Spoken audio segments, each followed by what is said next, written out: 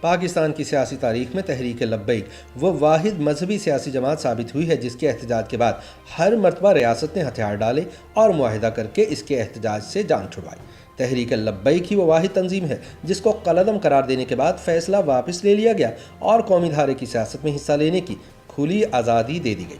ناقدین کے نزدیک اس کی سب سے بڑی وجہ یہ ہے کہ اس تنظیم کو اسٹیبلشمنٹ نے مین سٹریم سیاسی جماعتوں کو وقت پڑنے پر نیچا دکھانے کے لیے کھڑا کیا ہے، اور اسی لیے کسی بھی حکومت کو تحریک لبیک کی شدت پسندی روکنے کے لیے کوئی کارروائی کرنے کی اجازت نہیں دی جاتی۔ وزیر اعظم عمران خان نے تحریک لبیک کے پرتشدد مظاہروں کے بعد اس پر پابندی لگانے کی ہمت تو کر لی تھی، لیکن وہ 6 مہینے بعد ہی اس فیصلے کو واپس لینے پر مجبور ہو گئے۔ البتہ حالیہ برسوں میں سنی مقطع فکر سے تعلق رکھنے والی مذہبی سیاسی جماعت تحریک لبیک پاکستان اور ریاست کے لیے ایک بڑا چیلنج بن کر ابھری ہے۔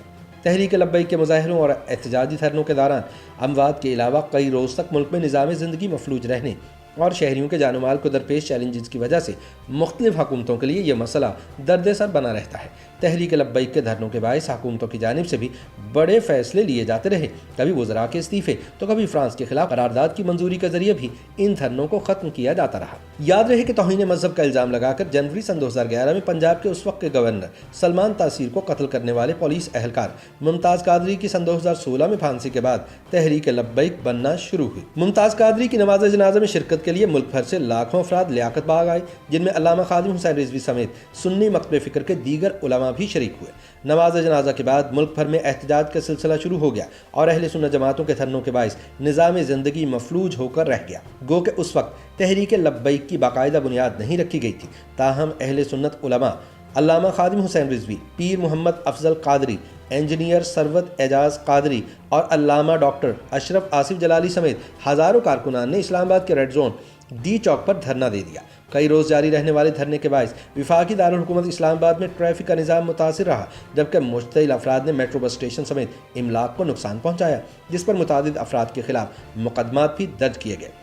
بعد ازاں مسلم لیگ نون کی حکومت میں شامل بریلوی مقطع فکر کے رہنماؤں کے ساتھ مذاکرات کے بعد گرفتار کارکنان کی رہائی اور مقدمات واپس لینے کی حکومتی یقین دہانی پر دھرنا ختم ہوا۔ سن 2017 میں مسلم لیگ نون کے دور حکومت میں قومی اسمبلی کے اراکین کے حلف نامے میں تبدیلی پر تحریک لبیک نے اس وقت کے وزیر قانون زاہد حامد کا استعفیٰ طلب کیا۔ تحریک لبیک نے اسلام آباد کی جانب مارچ کر کے وفاقی دارالحکومت کو 3 ہفتوں تک بند کیے رکھا۔ بعد ازاں فوج کی مداخلت کے بعد حکومت کے ساتھ ہونے والے ایک معاہدے کے تحت تحریک لبیک دھرنا ختم کرنے پر راضی ہو گئی، جس کے تحت وفاقی وزیر قانون زاہد حامد مستعفی ہوئے۔ اس معاہدے میں جنرل فیض حمید نے بطور ضامن دستخط کیے تھے۔ ماہرین کے مطابق حکومت کو معاہدے کے لیے دباؤ میں لانے میں کامیابی سے تحریک لبیک کی حوصلہ افزائی ہوئی اور یہ جماعت مزید منظم ہو گئی۔ اسی دھرنے پر سپریم کورٹ نے فروری سن 2019 میں از خود نوٹس کیس کا فیصلہ سنایا، جو فیض آباد دھرنا کیس کے نام سے مشہور ہوا۔ سپریم کورٹ کے 2 رکنی بینچ پہ جسٹس قاضی فائز عیسیٰ بھی شامل تھے۔ عدالت نے حکومت کو حکم دیا کہ وہ ایسے فوجی اہلکاروں کے خلاف کارروائی کرے جو اپنے حلف کی خلاف ورزی کرتے ہوئے سیاسی معاملات میں مداخلت کے مرتکب ہوئے ہیں۔ عدالتی حکم میں سڑکیں بلاک کرنے اور نقص امن کے مسائل پیدا کرنے والے عناصر کے خلاف بھی کارروائی کا حکم دیا گیا تھا۔ اس دوران فیض حمید کے حکم پر دھرنے کے اختتام پر شرکاء میں رقوم تقسیم کرنے کی ویڈیو بھی وائرل ہوئی تھی۔ اکتوبر سن 2018 میں سپریم کورٹ آف پاکستان نے توہین مذہب کے الزام میں سزائے موت پانے والی مسیحی خاتون آسیہ کو بری کرنے کا حکم دیا تو تحریک لبیک نے ایک بار پھر ملک بھر میں احتجاج کی کال دے دی۔ تحریک لبیک کے احتجاج کے باعث ملک بھر میں نظام زندگی ایک بار پھر مفلوج ہو کر رہ گیا اور مختلف شہروں کے اہم مقامات پر تحریک کے کارکنان نے دھرنے دے دیے۔ اس دوران حکومت نے تحریک لبیک کی قیادت کے ساتھ مذاکرات کیے، جس کے بعد 5 نکاتی معاہدہ طے پایا۔ معاہدے میں آسیہ کی رہائی کے خلاف نظر ثانی کی اپیل دائر کرنے، آسیہ بی بی کا نام ایگزٹ کنٹرول لسٹ میں ڈالنے اور تحریک کے کارکنان کے خلاف درج مقدمات واپس لینے پر اتفاق کیا گیا۔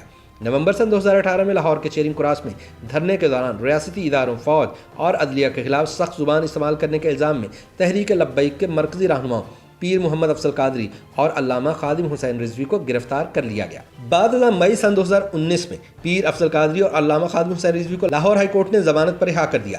رہائی کے بعد ایک ویڈیو بیان میں پیر افضل قادری نے چیرنگ کراس میں اپنی تقریر پر معذرت کرتے ہوئے تحریک لبیک سے الگ ہونے کا اعلان کر دیا۔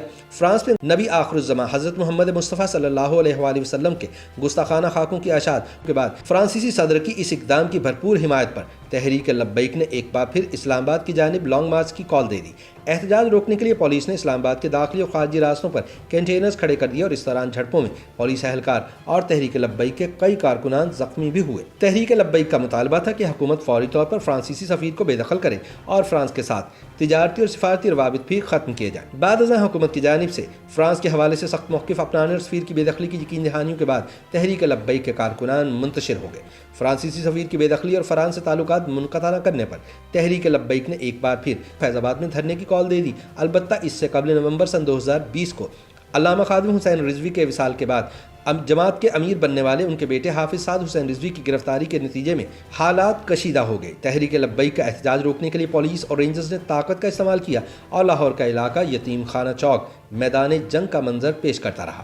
اس دوران جھڑپوں میں 2 پولیس اہلکاروں سمیت 5 افراد جاں بحق جبکہ سینکڑوں زخمی ہوئے۔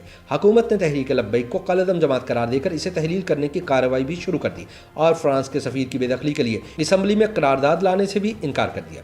البتہ اس سب کے باوجود جب تحریک لبیک اسلام آباد کی جانب مارچ پر بضد رہی تو حکومت نے فیصلہ تبدیل کرتے ہوئے اسمبلی میں قرارداد لانے کی حامی بھر لی۔ حکومت کی جانب سے معاہدے پر عمل درآمد نہ کرنے اور جماعت کے اسیر قائد حافظ سعد حسین رضوی کو عدالتی احکامات کے باوجود رہا نہ کرنے پر تحریک لبیک نے ایک بار پھر اسلام آباد کی جانب لانگ مارچ شروع کیا۔ اس دوران کئی پولیس اہلکار شہید ہوئے اور جی ٹی روڈ پر واقع شہروں میں نظام زندگی مفلوج ہو کر رہ گیا۔ حکومت نے تحریک لبیک کے کاررواں کو وزیر آباد کے مقام پر روکا۔ ایک موقع پر حکومت نے اعلان کیا کہ لبیک والوں سے بزور بازو نمٹا جائے گا، لیکن فوجی اسٹیبلشمنٹ نے کپتان حکومت کو ایک بار پھر لبیک والوں سے معاملات طے کرنے کی ہدایت کی اور پھر ایسا ہی ہوا۔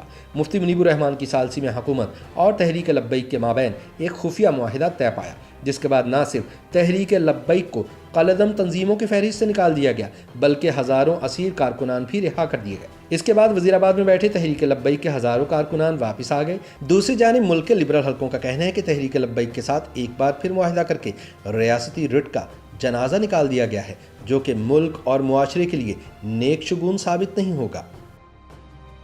YouTube پر گوگلی نیوز دیکھنے کے لیے youtube.com کی سرچ بار میں googly news T V type کریں۔ گوگلی نیوز کے پیج پر سرخ رنگ کے سبسکرپشن والے بٹن پر کلک کرنا نہ بھولیے۔ YouTube پیج پر اپلوڈ ہونے والی ویڈیوز سے باخبر رہنے کے لیے بیل آئیکن پر کلک کیجیے۔ آپ کو ہر نئی ویڈیو کے بارے میں نوٹیفیکیشن موصول ہو جائے گا۔